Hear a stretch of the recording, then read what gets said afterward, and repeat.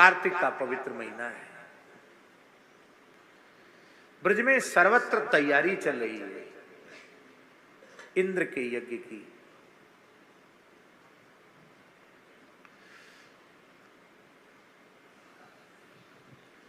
भगवान ने मैया यशोदा के पास जाए के पूछी, मैया कहाँ है रोए? सब जगह कढ़ाई चढ़ी हुई है, पकवान मिष्ठान बन रहे हैं। मैया मोहड़े पे कपड़ा बांध के रसोई बना रही। तो मैया ने जोर की झिड़की लगाई, तू बिना हाथ पामन ने धोए बिना तू रसोई घर में कैसे घुसो? देवता रुष्ट है जाएगा? अरे मैया बता तो सही, कौन सा त्योहार आए रहे हो ब्रज में, इतने जोर की तैयारी चल रही है। मैया बोली, तू हमते मगजमारी मत कर, मोते मगजमारी मत कर, तू चले जा, अथाई पे तेरो बाबा बैठो है, अपने बाबा से पूछ ले। लाल जी अपने पिताजी नंद बाबा के निकट आए और बोले, कच्छताम मे पिता कोयम संभ्रमो व उपागतः किम फलम कस्य चोद्देशः केन वा साध्यते मखा। हे मेरे पूज्य पिताजी, ब्रज में कौन सा उत्सव आया है, इसका फल क्या है, इस कर्म का उद्देश्य क्या है, और यह यज्ञ हो रहा है, यज्ञ की तैयारी तो हो रही, पर किन साधनों के द्वारा इन यज्ञों को इस यज्ञ को संपन्न किया जाएगा, आप कृपा करके बताएं। देखिए, बहुत से लोगों की आदत होती है, बच्चे कोई जिज्ञासा करते हैं तो उनको झिड़क देते हैं, ए बच्चे हो चुप रहो, क्या समझो बड़े लोगों की बातें, बच्चे हो चुप रहो। ये नहीं होना चाहिए। बालकों को कभी भी झिड़कना नहीं चाहिए। उनकी जिज्ञासु स्वभाव होता है, वो पूछते हैं, उनको बताओ, जरूर बताओ।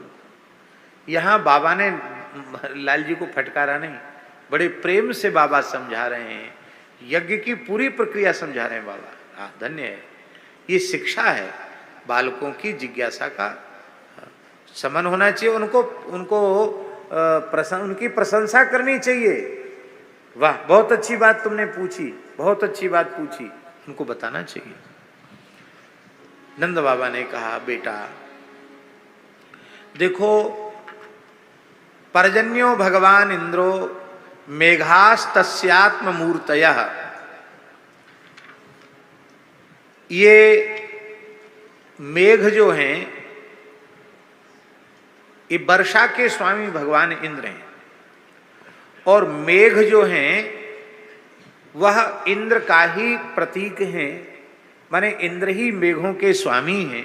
इंद्र वर्षा के अधिष्ठात्र देवता हैं, और वर्षा से ही जल होता है, और जल ही संपूर्ण प्राणियों का जीवन है। देखो, सनातन धर्म कृतज्ञता सिखाता है। जल ही हमारा जीवन है, जल से ही खेत हरे भरे होते हैं, खेती होती है, हरियाली होती है, गायों के लिए चारा होता है, सबके लिए आहार प्राप्त होता है। जल के बिना सब सूना है, और जल का अधिष्ठात्र देवता इंद्र है। तो इंद्र ने चातुर्मास में जो वर्षा की है, आषाढ़ सावन भादो कुवार, तो अब कार्तिक आ गया, तो उनके प्रति हमें कृतज्ञता ज्ञापित करना, धन्यवाद ज्ञापन, आपने बहुत अच्छी वर्षा की। तो हम लोग यज्ञ करते हैं, इंद्र को संतुष्ट करते हैं। भगवान यज्ञ के विरोधी नहीं है, भगवान तो यज्ञ रक्षक हैं, यज्ञेश्वर हैं, पर इंद्र को जो अभिमान हो गया था उसको भगवान नष्ट करना चाहते थे। और यहां नंद बाबा ने एक बात बहुत अच्छी कही। नंद बाबा कहते हैं कि देखो बालकृष्ण, ये धर्म हमारा परंपरागत धर्म है, हमारे पिताजी भी करते थे, दादाजी करते थे, परदादाजी करते थे, परंपरा से ये हमारे यहाँ परंपरा चली। हम लोग गोपालक हैं, और गाय को दाना और गाय को चारा वो बिना वर्षा के संभव है। हम लोग कृतज्ञता पूर्वक इंद्र का यजन करते हैं। ये श्लोक लिखने योग्य श्लोक है, लिखने योग्य का घर घर में लिखा देने योग्य श्लोक। य एवं विसृजेत धर्मम पारंपर्यागतम नरः कामान लोभात भयात द्वेषात सवै नाप्नोति शोभनम। अपनी मातृपितृ परंपरा से जो धर्म जो संस्कार हमें मिले हैं उनका जो व्यक्ति त्याग कर देता है, चाहे कामना से करे, लोभ से करे, भय से करे, द्वेष से करे, उसका कभी कल्याण होता नहीं है। इसलिए अपने परंपरागत व्रत, उपवास, उत्सव, संस्कार इनको कभी त्यागना नहीं चाहिए। इस समय एक ऐसी परंपरा चल पड़ी है अलग अलग पंथों में, संप्रदायों में, जहां वो कहते नहीं सब छोड़ दो। ऐसे भी लोग इस देश में इस समय हो गए हैं जो कहते किसी देवी देवता को मत मानो, सबके फोटो, सबकी मूर्ति उठा के बाहर पटक दो कचड़े के ढेर पे। ये सब कचरा तुमने इकट्ठा कर रखा है, तब क्या करें?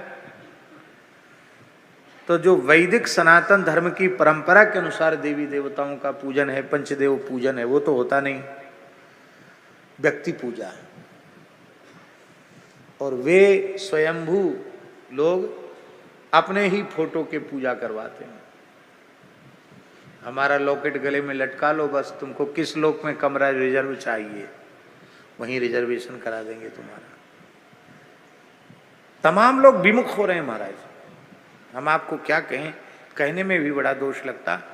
उज्जैन में रहने वाला एक व्यक्ति ऐसे ही एक परंपरा में चला गया, मैं जानकर भी नाम नहीं ले रहा हूँ, जहाँ वो लोग मूर्ति पूजा और देवी देवताओं की पूजा कुछ नहीं मानते हैं।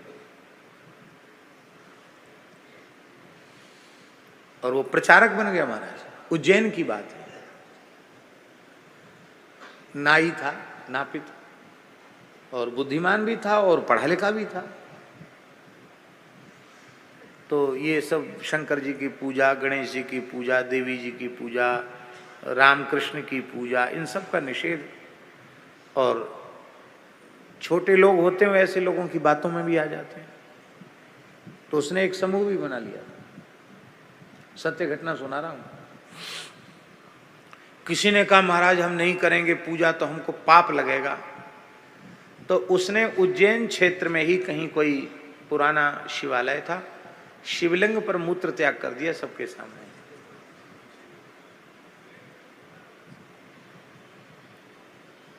बोले तुम लोगों को दिखाता हूं क्या बिगाड़ता है ये पत्थर, हमारा क्या बिगाड़ेगा। खड़े खड़े लौटंका कर दिया शिवलिंग पर। थोड़े ही दिन में शरीर में कीड़े पड़ गए, गलित कुष्ठ हो गया हमारा, सब छिद्रों से कीड़े, इतनी दुर्गंध के वहां खड़ा हो तो यहां लोगों का खड़ा होना मुश्किल, और न कोई इलाज। इतना पीड़ित हुआ। हमारे उज्जैन के एक प्रेमी हैं, उनके सामने की घटना है। अंत में एक कुएं में गिरा और वहीं दुखद प्राणांत हुआ उसका। मेरी प्रार्थना है वैदिक वर्णाश्रम धर्म, सनातन धर्म, इनके पवित्र संस्कार हमें कहीं जाकर सीखने नहीं है। हमें अपनी माताजी के परिवार से, हमें अपने पिताजी के परिवार से ही हमें सारे संस्कार मिल जाते हैं। घर में माताएं सब याद रखती हैं आज कौन सा त्योहार है, आज कौन सा उत्सव है, आज क्या करना चाहिए, आज क्या नहीं करना चाहिए। घर में सब माताएं स्मरण रखते हैं कि नहीं रखती? वर्ष भर के सारे उत्सव त्योहार हम लोग बड़ी श्रद्धा से मनाते हैं। रामनवमी जिस श्रद्धा से मनाते, जन्माष्टमी उसी श्रद्धा से मनाते, शिवरात्रि मनाते हैं, नवरात्रि भी उसी उत्साह से मनाते हैं। ये हमें परंपरा से प्राप्त हैं संस्कार, इनका हमें त्याग नहीं करना चाहिए। हम गाय में हमारी श्रद्धा हो, ब्राह्मणों में श्रद्धा हो, संतों में श्रद्धा हो, वर्णाश्रम व्यवस्था में हमारी श्रद्धा हो, शौचाचार में हमारी श्रद्धा हो, वेदादि शास्त्रों में हमारी श्रद्धा हो, तो समझना कि हमारा सत्संग सफल है। उस सत्संग में जाने के बाद हमारी इनमें अश्रद्धा हो जाए, जो श्रद्धेय हैं, श्रद्धा के केंद्र हैं, श्रद्धा के बिंदु हैं, श्रद्धास्पद हैं, उनमें ही हमारी श्रद्धा न रह जाए तो ऐसा सत्संग कुसंग से भी बुरा है। इसलिए अपने परंपरागत संस्कारों को त्यागना नहीं चाहिए और थोथी अनन्यता के नाम पर भी किसी भी देवी देवता की निंदा या उसका तिरस्कार नहीं करना। हाँ, इष्ट के प्रति परमानुराग होना चाहिए, अनन्य भाव से उनका आश्रय लेना चाहिए, पतिव्रता नारी के समान। पर पतिव्रता नारी अपने पूरे कुटुंब का भी तो पोषण करते, आदर सबका करते ही नहीं, सास ससुर का, जेठ का, देवर का, बहनोई का, और जो जो होते हैं सबका आदर करती कि नहीं करती। ऐसे ही पतिव्रता नारी के समान पति स्थान पर भगवान को, इष्ट को स्वीकार करते हुए और सब इष्ट से संबद्ध हैं ऐसा मानकर किसी की उपेक्षा करे, न किसी की निंदा करे। भगवान परंपरागत धर्म के विरोधी नहीं है, पर भगवान ये चाहते हैं कि इंद्र का अहंकार कम हो। अहंकार दूर करना ये भगवान का अनुग्रह है, भगवान की कृपा है। भगवान ने कहा देखो हम लोग ग्वारिया हैं, हमारा धन गोधन है और गोधन जिससे बढ़े वो कर्म हमको करना चाहिए, और गोधन को बढ़ाने वाले गोवर्धन हैं। कौन है? गोवर्धन। इसलिए गोवर्धन की पूजा करनी चाहिए, क्योंकि ये गोवर्धन साक्षात नारायण हैं। यहाँ जो 25वां श्लोक है भगवान कह रहे हैं तस्माद् गवाम ब्राह्मणानाम अद्रेश्चारभ्यताम मखः य इंद्रयाग संभारास्तैरयं साध्यताम मखः। यहाँ एक बात ध्यान देने की, गवाम मखः, ब्राह्मणानाम मखः, अद्रेश्च मखः। मख शब्द सबसे अंत में है ना, गवाम मखः, ब्राह्मणानाम मखः और अद्रेश्च मखः। इसलिए भगवान ने जो गोवर्धन पूजा कराई वो सुरभि यज्ञ ही था, वो गो यज्ञ ही था। और उस प्रधान रूप से देखो, जिसका पहले स्मरण किया गया वही प्रधान होता है कि नहीं होता है। तो ये गो यज्ञ है, इस गो यज्ञ में क्या होगा?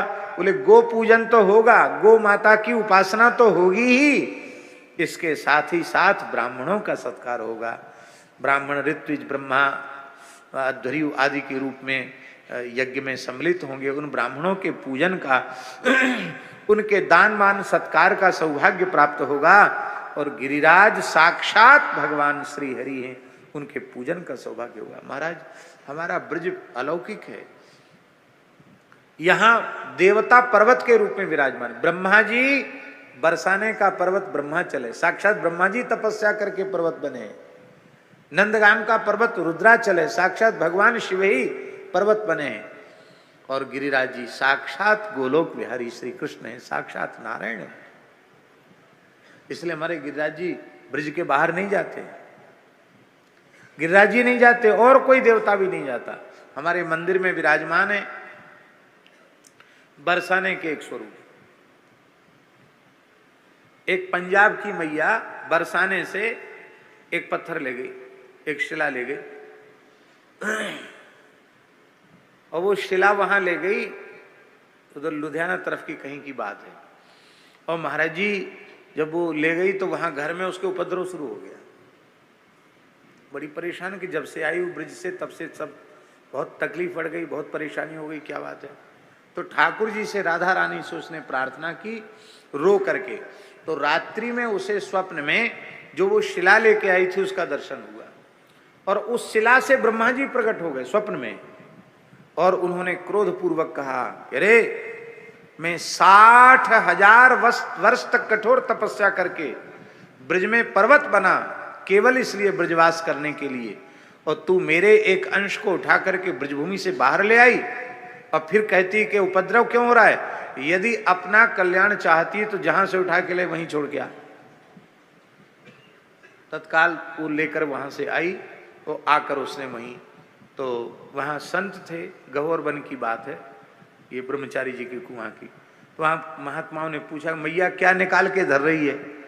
तो उस मैया ने सारी घटना रो रो करके सुनाई कि महाराज जी मैं लेके गई तब से बहुत परेशान हूं। तो महात्मा बोले हमको दे दो। इन्होंने स्वप्न दिया। बोले नहीं नहीं हम तो किसी को नहीं देंगे, हम तो बहुत परेशान हो गए, घबरा गए, हम तो जहाँ से उठाए वहीं रखें। वो रख के चले आए। उन महात्मा ने उसको उठा लिया शिला को। उनके यहाँ पूजा हो रही थी, हमारे वहाँ कथा हुई, तो उन्होंने ये सब घटना सुना के हमको दे दिया। बोले आपके मंदिर में रहेंगे। तो ब्रह्मा जी का स्वरूप वो शिला के रूप में ब्रह्मा जी ब्रह्मशिला वहाँ विराजमान है। आज भी ब्रज के कण कण में देवी देवता विराजमान है। बहुत दिव्य है ब्रज, सामान्य नहीं है। इसलिए गिरिराज जी क्या कहना। अब तो भगवान की आज्ञा सबके सिर पर, ईश रजाए शीश सभी पे। भगवान की आज्ञा सबके सिर पर है।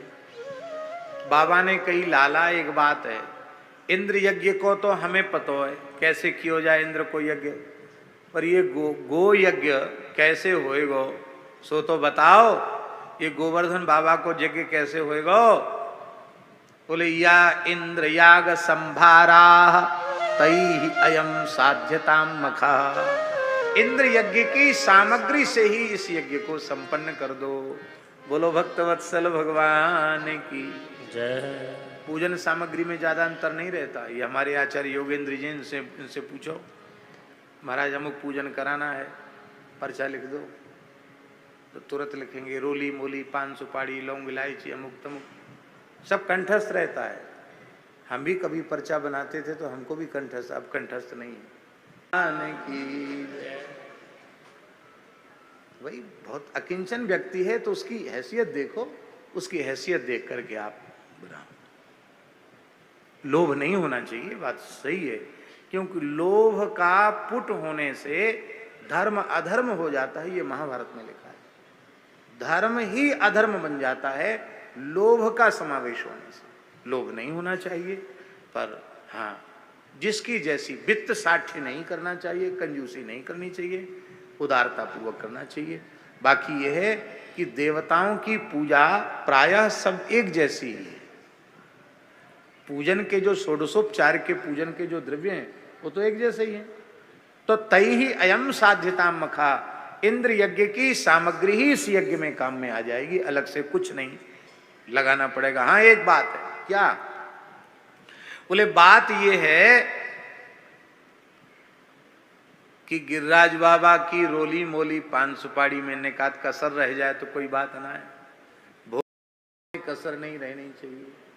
ये भोग प्रधान ठाकुर हैं, जितने ज्यादा भोग लगाओगे उतने जल्दी राजी है जाएंगे। आजकल तो महाराज नियम बन गया गोवर्धन में, कितने 56 भोग होते हैं, लगातार होते हैं, नित्य ही होते हैं एक तरह से। पर ये 56 भोग कैसे हैं जब जानते हैं? हमारे रसिया बाबा बोलते हैं, बोले 7 दिन 7 रात तक ठाकुर जी ने कन्यू गरिया पे गोवर्धन उठायो, तो एक दिन में ठाकुर जी के 8 भोग धराए जाते हैं। तो 8 सते 56, तो 7 दिन तक तो भोग लगो नहीं, ठाकुर जी ऐसे ही रहे आए। इससे जब 7 दिन पूरे है गए तो 56 भोग धराए हैं, 8 सते 56। और अन्नकूट अलग है, गिरिराज जी को अन्नकूट, ठाकुर जी को 56 भोग धराए गए। तो ये भोग प्रधान ठाकुर हैं, जितनी भोग सामग्री अर्पित करोगे उतने प्रसन्न हो जाएंगे। क्या क्या करें? बोले पच्यंताम विविधा पाका शूपांता पायसादया संया वापूप शशकुल्य सर्वदोहश्च गृह्यताम। यहाँ संख्या नहीं लिखी है बोले शंकर जी कि 56 करो कि 36 करो, लिखा पच्यंताम विविधा पाका, विविधा पाका पच्यंताम। जितने प्रकार के पकवान मिष्ठान हो सकते सब बनाओ। क्या क्या बनाए? बोले सूपांता, तरल पदार्थों में दाल तक बनाओ, और कुछ गाढ़ी खीर, सूपांता पायसादय, खीर आदि भी बनाओ, पुआ पूड़ी सब कुछ बनाओ, और दूध दही सब कुछ लेके सर्वदोहश्च गृह्यताम, सारा दूध दही आदि सामग्री लेकर के गिरिराज जी की तरेठी में चलो। जब भोग बनाने लग जाते हैं ठाकुर जी को प्रेम से, तो 56-36 की संख्या नहीं रह जाती। सैकड़ों तरह का हलवा हो सकता है, सैकड़ों तरह का लड्डू हो सकता है, थोड़ा थोड़ा बदलते चले जाओ। अभी जगन्नाथपुरी में व्यंजन द्वादशी होती है एक मठ में, गौड़ीय परंपरा का मठ है। वहाँ आज भी जो व्यंजन द्वादशी होती उसमें मुख्यमंत्री राज्यपाल भी देखने आते हैं कि ठाकुर जी को व्यंजन द्वादशी को कितना भोग लगाया जाता है। व्यंजन द्वादशी होती जगन्नाथपुरी में, तो एक गौड़ीय मठ है वहाँ व्यंजन द्वादशी होती है। तो आपको सुनकर आश्चर्य होगा, 2-2 हजार 2,500 हजार तरह के पकवान बनते हैं। क्या 56-36 में लगे हैं, 500-500 तरह के तो साग बनते हैं, कितने तरह की चटनियां। वो तो महाराज जी बोले थे कि एक बार महाराज जी आप भी देखने तो आओ कि क्या कैसी तैयारी होती, क्या बनता है। इसलिए कोई आश्चर्य की बात नहीं है। सुंदर भोग सामग्री लेके आओ। सब तो ब्रज में सबको आनंद उत्साह बढ़ गया। सब गिरिराज जी की तलहटी में आए और गिरिराज जी का दर्शन करके भगवान ने बड़ी लीला की। महाराज जी कृष्णस्त्वन्य तमम रूपम गोप विश्रम्भणं गतः शैलोस्मीति ब्रुवन् भूरि बलि मादद बृहद बपु। भगवान एक रूप से गिरिराज जी पर प्रकट हो गए और एक रूप से खुद पुजारी बने हुए हैं। भगवान निर्देश कर रहे हैं, अब आवाहन का मंत्र बोलो, अब पाद्य का मंत्र बोलो, अब आचमन का मंत्र बोलो, अब अर्घ्य का मंत्र बोलो, अब स्नान का मंत्र बोलो, अब पृथक पृथक पंचामृत स्नान कराओ, मिलित पंचामृत स्नान कराओ। एक एक करके विधि का निर्देश कर रहे हैं। पूज भी रहे हैं और पूजा भी रहे हैं। ब्राह्मण मंत्रोच्चारण कर रहे हैं। अब ग्वारिया कह रहे हैं भैया गिरिराज बाबा बड़ो दयालु देवता है, इत एक दिना हैगे इंद्र को यज्ञ करते भाई पतो ही ना है परी के इंद्र कैसो है, कारो है कि पीरो है कि हरो है कि गुलाबी है, बालक है कि बूढ़ो है, इंद्र खबर ना है परी। कितने दयालु देवता है। आज या को पूजन आरंभ ही ना है भयो, अभी तो केवल आवाहन भयो के प्रकट है गयो ये देवता। कछु ग्वारिया कहवे लगे अरे ये तो हमारे कन्हैया की सकल सूरत थे, या की कछु सकल सूरत मिले जुरे हैं, ये कन्हैया जैसो ही तो है। हाँ ये ने आकार में बड़ो है, हमारो लाला छोटो है। गोपी कहवे लगी अरे हम सब जाने कछु न कछु दार में कारो है। ललिता जी बोली दार में कारो ना है, सबरी की सबरी दार कारी है। ये पुजवे वारो देवताऊ हमारो लाल हमारे श्याम सुंदर हैं और पुजाने वाले जजमान भी श्याम सुंदर हैं। पुज भी रहे हैं और पूजा भी रहे हैं।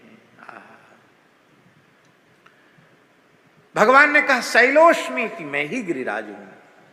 और जैसे ही गिरिराज जी का पूजन हुआ, भोग सामग्री पधराई गई और जैसे ही तुलसी दल पधराया, भैया भोग तो उसार दो, तुलसी दल तो पधराओ। अच्छा हाँ चलो नहीं तो उसार दो, तुलसी दल पधराओ, तब तक बड़ा काम है। हम कथा करें ये काम पूरा हो जाए। तो भोग सामग्री पधराई और जैसे ही तुलसी दल पधराया, महाराज जी बृहद बपु भगवान गिरिराज इतने विराट हो गए, हजारों मुख, हजारों भुजाएं, हजारों जिह्वाएं प्रकट हो गई गिरिराज जी की। और महाराज एक साथ भगवान भोग लगाने लगे। बोलो भक्तवत्सल भगवान की जय। ब्रजवासी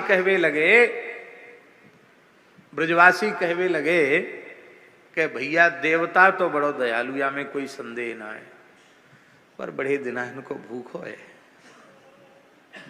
अरे सबरे खाए जाएगो, हमारे ताई कछु छोड़ेगो कि नहीं। भगवान अरे राम राम ऐसी बात मत कहो। क्यों? ये परिपूर्ण देवता है, ये सब कछु ग्रहण कर लेगो तो काउ बात की कमी ना रहेगी। पूर्णमदः पूर्णमिदं पूर्णात् पूर्णमुदच्यते पूर्णस्य पूर्णमादाय पूर्णमेवावशिष्यते। गिरिराज जी के 56 भोग में अन्नकूट में आज भी कमी नहीं पड़ती है। और ब्रजवासियों ने नेत्र खोले तो क्या देख, जितनी भोग सामग्री आरोगी उससे कई गुनी अधिक सामग्री प्रकट हो गई। लूट लूट के ब्रजवासियों ने खाया है। बड़ी अद्भुत शोभा है। यहीं हमारी कथा का विराम हो रहा है, लेकिन अब गिरिराज जी का पूजन होगा और भोग लगेगा, आरती होगी।